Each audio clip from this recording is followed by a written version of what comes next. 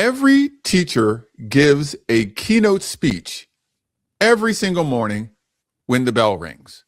Sometimes you give a keynote speech throughout the day, multiple times, each time the bell rings. So here's the question. What kind of keynote are you giving? We're going to dive into that today about the classroom keynote. Let's go. Welcome to the School Culture and Climate Show. Hosted by Steve, a passionate advocate for positive school culture and climate, together with Megan. Join us as we explore strategies, share success stories, and provide actionable tips to improve the culture and climate in your school. All right. Hey, Meg, how are you? Welcome to the School Climate and Culture Show. Yeah, we're back. Go. Good to see you.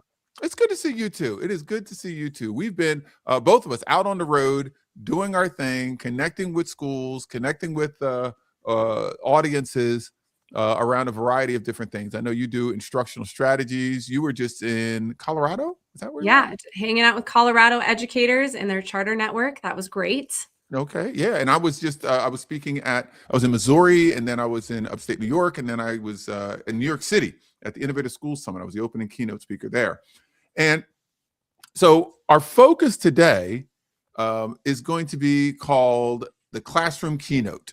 Mm-hmm. Now, you and I, as speakers in the K-12 space, we go around and we're always speaking. We're speaking, we're training, we're consulting, we're giving keynotes all the time. And there is a direct correlation between keynote speaking or keynoting and in your classroom, right? I mean, you just came out, you're in the classroom yourself. That's what you do. Yes. And, honestly, moving from the classroom into an educational speaker, I started to think there's a lot of things that are the same when you're up on stage versus when you're on stage in your classroom. Exactly. Absolutely. Absolutely. And the nice thing about this is, again, we're at a Climate and Culture Show. It all connects back to climate and culture. It really does. And you'll find out once we start talking a little bit deeper about this and all the little aspects of it. So, when I walk on stage to do a keynote, I know, and especially when you go on there, you have about 30 seconds to capture the audience. You got to get them. And teachers, when you're walking into your room of students, every single day, you have the same moment when that bell rings. If a student's only interaction with you is positive adult, then that's you. What kind of climate are they walking into? What is it that they're going to get? Yeah. I think too, Steve, when you give your keynote to whatever size of audience, it's immediate, right? You have to have that energy for the conference, especially if you're opening keynote. You're setting the stage for all of those educators and that climate in there. So is it going to be excitement that they're going to walk into? Is it going to be tension? Are they bored? It's same thing in your classroom. When you're walking in that first few minutes with your students in your classroom, what kind of energy are you bringing for the day? Exactly. Yeah, it's interesting. Like I said, I just did the Innovative School Summit. I was the opening keynote speaker. So I'm the first person that they see, they hear, they experience to kick off the whole conference. So that energy needs to be good. It needs to be positive. Now, I get it. The kids come to school every single day. You're at school every single day as a teacher, and you don't know what the kids are coming from. Just like when I'm on the stage, I don't know where these teachers are coming from. It may be coming from a very toxic work environment, and they came to this conference. These children might be coming from a very toxic home or previous period or something crazy. You don't know what they're coming to, but it's really important to set the stage either way. Making sure that, when they walk into your room, they know that they're cared for. They know that this is going to be a quality lesson. That's what I want. That's what you want every single time. It's just like conferences. You want excitement. You want to build that tension. You don't want to have that boredom. Students feel the same thing when they walk into your classroom. Yeah. And I think when you create that environment with your students, with the audience, it's that connection of trusting each other, right? You're building that relationship from the stage, right? Or I'm building that relationship with my students. And then that in turn brings so much into the classrooms where it comes to taking risks for instruction, or, if students are having a hard time, they're more apt to want to talk to you because you've built that relationship with them just by getting excited to see them or bringing in some emotion when you first see them to start the day. Exactly. Yeah, I know. I was one of those teachers. I would hang out in the hallway. I want to see the kids. And let's say, and I was an art teacher. Okay, let's go back to when I was teaching. I was an art teacher, and there are times that the students would leave my classroom. All right, the previous period would leave, and I got to set up. I got supplies. I got to get going. So I might not necessarily be out in the hallway. I got to get ready for the next class, right? So even if I'm in the classroom, the next group is coming in. What are you setting up? How is that being set up for the next group coming in? I know I was in there and I'd see them. Hey, there you are. Get your seats, gang. Oh, it's going to be a great class. I can't wait to see you guys. I'm getting some things together. This is going to be good, guys. And sometimes what I would do when the kids would leave, I'd put on some music for the next kids to come in. That's the other thing. I've had walk-up music.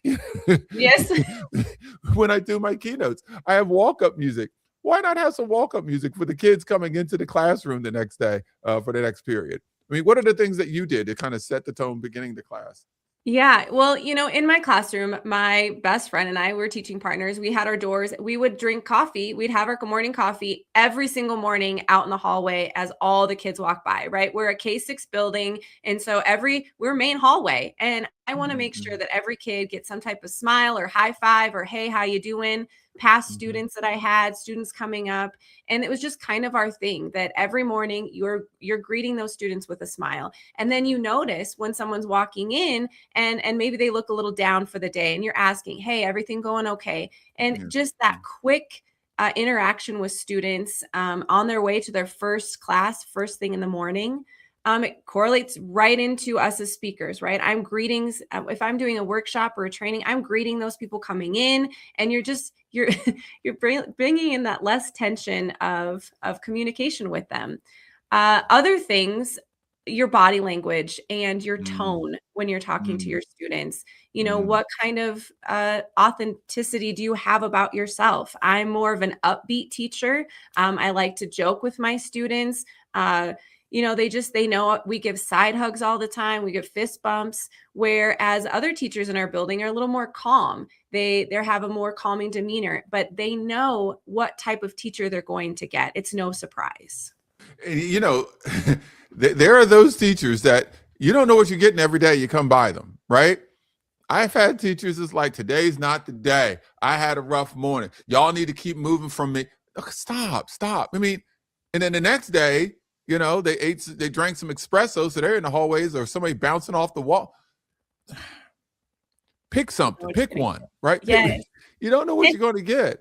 Here's the thing. Let's say if you keep your normal self every day, and then you wake up and you're not feeling good, but it's more work to be gone than it is to be at school, right? So you show up and you're not feeling the best, and you be honest with your kids. Hey, my energy's a little low today. I'm not feeling the best today, but here's what we got. There it is. Yeah. And here's the thing with a culture, and I've said this so many times in so many different speeches in my podcast and everything, culture is a fancy word for traditions. It's what you do repeatedly. What you do repeatedly over and over and over and over and over again, that's what creates culture. So therefore, like we're talking about, your classroom keynote, like you got to keep your mindset like a keynote. What you do continually to start things off, that creates the culture. So if you're one of those teachers that every day you're somebody different, well, therefore the culture surrounding you is that they don't know what they're going to get. That repetition, kids love repetition, pre-K through 12th grade. They want the continual, yes, I know in the morning or I know before class, this is what the teacher is like. This is how we set things up. This is what I know is going to happen. And yeah, we know there's some kids who are going to push it and test it, but you stay true to who you are. Just like when I do my keynotes or you do your trainings, we are true to who we are. That consistency really matters. It really, really matters. Absolutely. And we got to make sure like this first 90 seconds, you're grabbing them. You're grabbing them, whether it's a class that you have or multiple times throughout the day, or it's that one class first thing in the morning. Actually, you're doing it multiple times, really. Yeah, each lesson, absolutely. Right? And okay, so then let's think about like as a speaker, right? And you are opening your speaking. We don't wing it, right? We don't wing our speaking. We have it prepared. We have oftentimes we have a design that we have to have for that. Yeah. Yeah. Yeah. And here's the thing, a quality keynote speaker. All right. Let me clarify with the quality keynote speaker part of this. The quality keynote speaker, they have everything planned out, right? They know how they're going to open. They know what reaction they're trying to get from the audience. They know, the opening story, the opening framework. All those different things are planned out ahead of time. Now, I get it. We know that when we are planning your lesson, you're organizing your lesson, you're doing all the things that are necessary, sometimes that opening statement, sometimes that opener, you're kind of leaving it up to chance. I always say practice, practice, practice, practice. I like to practice what it is that I'm going to say as a keynote speaker. Sometimes you need to practice how you're going to get your opening, because there's a lot of great ways that you can open up a lesson as opposed to, okay, sit down, turn to page 17, and here we go. Absolutely. And I think you need to try out different things, right? I believe that as speakers, we have tried different ways as our openings, see what ones fits right. Well, as a teacher, what kind of ways do your kids really gravitate towards? Are you getting a quick hook for a question? Are you doing a quick story to bring them in, a little storytelling? Just we have those hooks every time, and you have to do that every new lesson, every new content that you're going to teach. Because what ends up happening, teacher gets mad. Come on, you know how this goes. We're here. Let's get to work. I get that. We are. You're there. You get to work, and sometimes that's maybe how you open. Maybe you open like, all right, we got to dive right into it. We got a lot of stuff going on. Here we go. Boom, and just go for it. And then there's other times you pose a question. Maybe you have something in the front of the room. Hey, ponder this, or and I get it. You have to review lessons, homework, or what.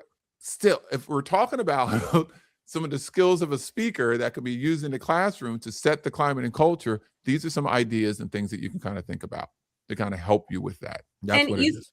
Let's think about this then. Is your teachers a lot of times like, I need better lessons. I need this to go better. I need more stuff. I need to do an activity. I need to create this. But really what it is that you just need to make them feel a little bit better. You're bringing in those pieces. It's showing up for your students. You don't need more stuff. It's just how you're delivering your lessons with your students. Ooh, there you go. I don't need more stuff. It's how you're delivering it to the lesson. When we're within our ranks, and I talk about it all the time, it's training for educators who want to speak professionally, and we help educators learn how to speak professionally. One of the things that I kind of emphasize is the simplicity of it all. Sometimes when you're speaking or when you're training, you want to give a million things. You're trying to throw all this extra stuff, and I got to get all this I got to put in my speaking, and then it's information overload. Sometimes you need to simplify it down. You don't need more. You need to simplify what you have so that they can get it. Same thing when you're presenting to the students. All right. I need to have more in here. Simplify it. Because I guarantee you, if you're connecting with the audience, connecting with your students, they're going to get what it is that you're saying a lot better. They're going to engage with it a lot better, other than just having more stuff and more things that you need. Now, don't get me wrong. You're going to need manipulatives and things like that. That's not what I'm talking about. But I'm talking about making those better connections. Because a lot of keynote speakers, they focus on connection first, content second. Connection first, content second. Content's important, but you got to make that connection to the audience. Same thing in your classrooms. Absolutely. That's it. And I know that we have to, we're talking about, connection first, content second. It's also making sure that climate is what it needs to be. Remember, culture is about the repetition of things that you do. Climate is the feelings that they have. So you need to make sure that climate is set before the curriculum. That's, again, you get the climate organized and set based off of the culture, the repetition of things that you do. People are respected, they're welcome, they're seen. Same thing when you're giving a presentation. You want to make sure that you are respecting the audience. You know how many times that I've talked to people, they say the speaker just gets up there and just talks about whatever they want. They don't even consider the audience. They don't even, they don't even care what it is that I know or if I don't know. They almost seem like they're talking down to me. Oof. And oof is right. You guys, you got to respect the audience, respect where they are. Same thing with the students, whether it's little guys all the way up to your high schoolers. Respect them. And I honestly, I think even it really hits that middle school, high school piece, right? And where you're respecting where they're at, and how you're delivering that lesson and the things that you're bringing to them, trying to connect with those students so that they can understand the content that you're trying to teach them. If it's just like if you were up there giving a speech and you're talking down to the audience, we're already disconnected. And anything that you want to teach me, I'm not going to pick up on. I'm not And doing the it. same thing goes for our kids. If we go up there and we try not to connect with our students, we're not respecting them, we're not at their whatever you're teaching, they're disconnected, and therefore the curriculum's not going to come. They're not going to want to learn it. It's not going to stick. All right, so I'm going to be devil's advocate in this one. All right, I'm going to jump into here on this devil's advocate one. I know that there may be some educators that are listening right now, and they said, "Look, Steve, Megan, this is all well and good. This is great, but I have Tariq, I got Sean, I got Jamie, I have Stevie in my classroom, and I don't care what you say, they just have a bad attitude. They're not engaged. They're not all these things. What do I do with that?" My answer to that is consistency. Stay consistent with who you are and what you are. Stay focused on providing those great intros, right? As a keynote speaker or as a teacher, good engagement, showing that you care. Show that to all the students that you have. I get it. There may be kids who have chips on their shoulders, all kinds of different things, but you stay true to what it is that you know can really engage the audience, engage your students as much as possible. And here's the thing. I like to say reduce, not eliminate.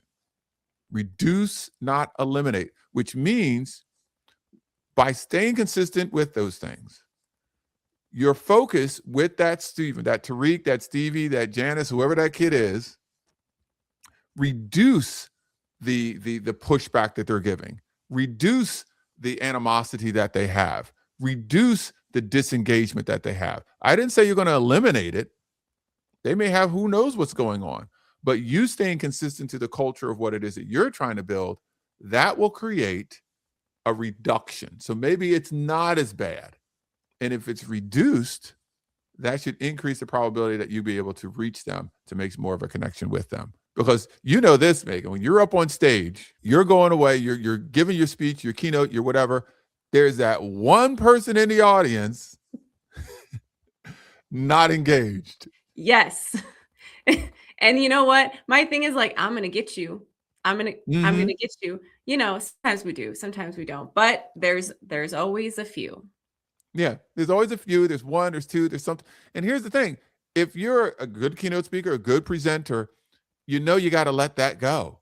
You have to showcase your bestness to everything and everyone else. Because how many times have you had that one person that's in the back of the room, got the newspaper up, nobody has a newspaper anymore, but their laptop up, they're not a part and engaged, and then you're just giving your best to everyone else, and eventually that laptop closes. All of a sudden they look up like, oh, wait, this is interesting. Oh, wait, he's not changing. She's not changing. She's still engaged. And eventually got him.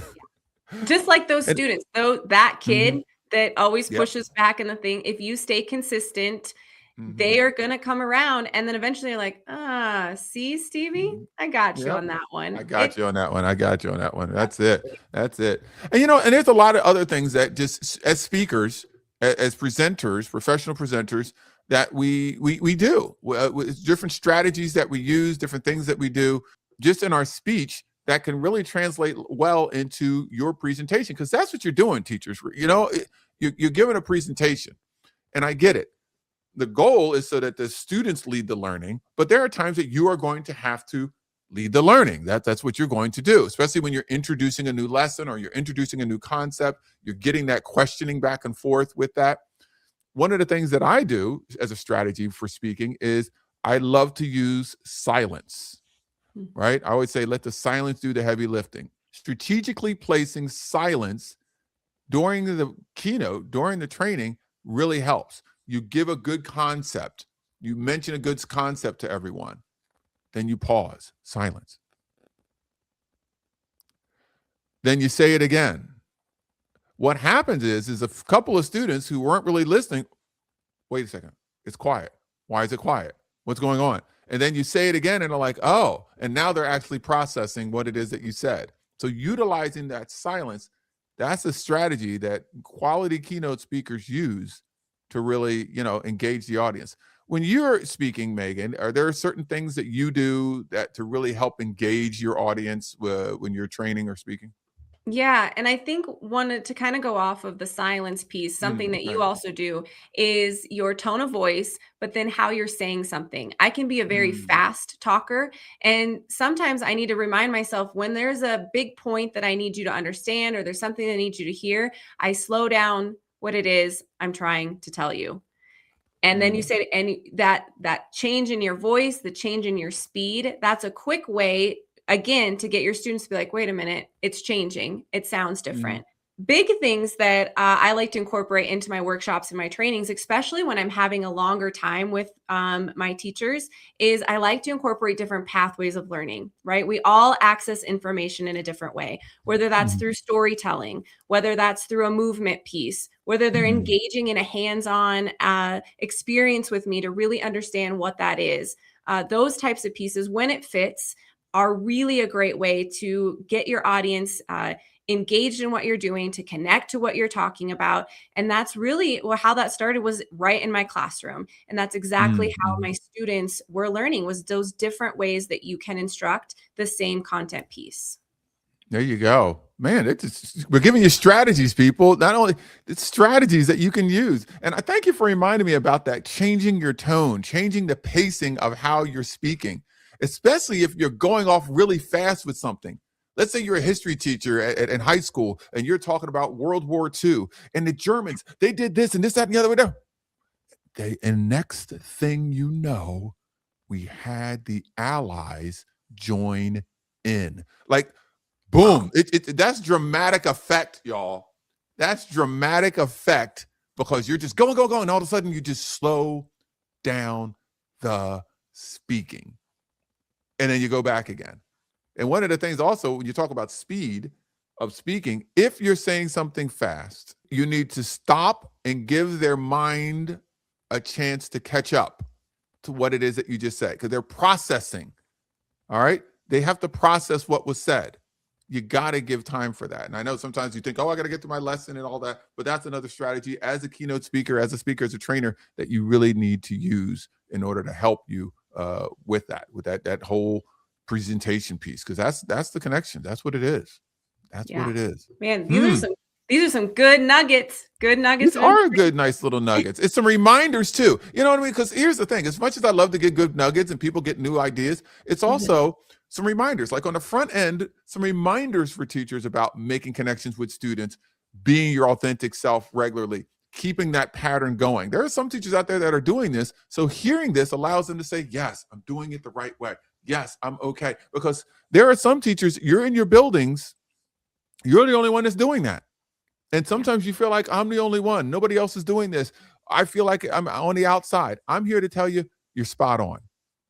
And you sound like somebody who can probably end up within our ranks. You sound like somebody who can end up sharing your ideas, your concepts, and everything moving forward. But you're in the right space. You're moving in the right way, gang. You really are. Absolutely. Whew, this is good. This is some good stuff. You know what? Absolutely. Yes. You know, So go ahead. well, I was just this is exactly, I love that you said that you're doing the right thing. I think as teachers, we're constantly checking ourselves. Like, is this what I'm supposed to be doing? Across the hallway looks a little different. And so just a reminder, there really is nothing new in education. It's just how we're looking at it. So I'm excited. Hold on. You got to say that again, because you're absolutely right. Say it again. There is nothing new in education. It's just how we look at it. You just have to look at things differently. And how you package it and how you present it. Yes. Yes. So, honestly, Steve, I think I have a good thought for our audience is, Okay. what would you change if you walked into your classroom thinking, this is my keynote moment? That is a good one. What would you change if you walked into your classroom and said, this is my keynote moment? Now, I get it. Some of you are like, oh, I can never get a keynote. Get over yourself. All right. It's your classroom. Okay. Calm down. Come on. Calm down. We're not asking you to give a keynote, but we're asking you to present well. think a little different on how you're presenting. If you walked into your classroom and this was the keynote moment, what would you change? How would you make it happen? Right?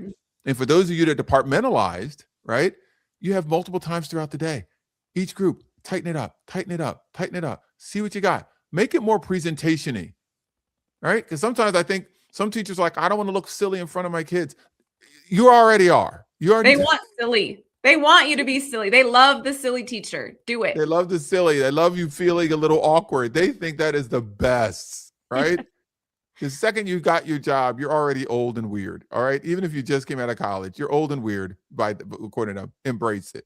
So I love that question, Meg. You're absolutely right. I love that question. If this was your keynote moment, what would you do differently? What would you do differently? All right. Hey, hopefully we gave everybody some value, something that you can use. That's our whole point. We connected to climate and culture, everything from the classroom to the administration, to the environment, to the community. That's what we try to do here at the School Climate and Culture Show. At this point, if you're hearing this, we've had our February already within our ranks event. Yes. Absolutely wonderful, right? Yeah, we had a wonderful group of educators that met us down in Orlando, Florida. We spent 3 days out of Within Our Ranks retreat. Steve hosted all the things, the foundational pieces of if you want to speak, train, or consult professionally in education. We had educators that are just getting started. They want better PD for their staff, right? Their teacher leads, all the way to already speaking educators that just want to craft their message a little bit better, figure out how to market their strategy. So it was an absolute amazing time with them. Yeah, absolutely wonderful. And our next one that's coming up for the time that this podcast is coming out, so we have one in June. That one's going to be in Philadelphia. I think we're already halfway full. We are. Yeah, halfway full. So again, we only take 15 to 18 people. All right. This isn't like a big cattle call where we just let anybody come in. So please go to withinourranks.com, check that out, schedule a discovery call. You get to chat with Megan and see if this is something that's good for you. That's a good fit for you. That's what we want to see. Yeah, if you're practicing those keynote presentations in your classroom and you think, maybe I could do this with adults, go ahead and schedule that call. I'd love to chat with you. That's it. That's it. All right.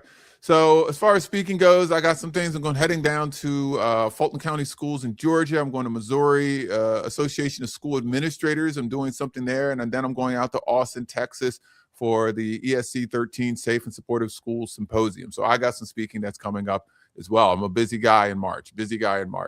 So, hey, thank you, Megan. I think it's another great one. And we'll see everybody at the next School Climate and Culture Show. Hi, my name's Steve Bowler, also known as Stand Tall Steve. I'm a former teacher, principal, and superintendent of schools. And one of the things that I was most proud of and that had the most success with was classroom management, culture, climate, leadership development, and idea development. And how the culture and climate within a school, within a classroom, can make everything happen or not make everything happen. We've understood that culture and climate is more than a program. It's a philosophy, it's an understanding. So during our time, during this series, we're going to dive into culture, climate, leadership development, and idea development. What ideas are out there that you can implement easily and quickly to maximize your culture and climate and get the results that you want to see?